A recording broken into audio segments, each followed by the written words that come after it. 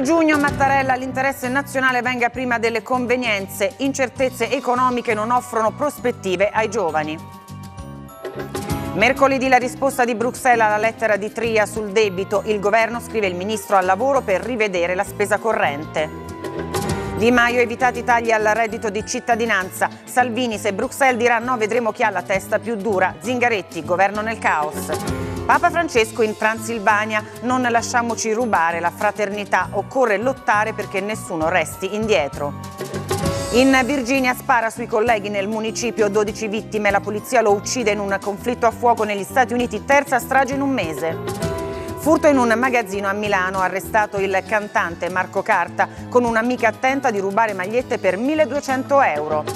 La finale di Champions League sulla Rai, stasera diretta di Tottenham-Liverpool subito dopo il TG1 delle 20. Madrid blindata, scontri nella notte, in manette 5 tifosi inglesi, ferito un poliziotto. Buongiorno dal TG1, monito del Presidente della Repubblica Mattarella alla vigilia della festa del 2 giugno.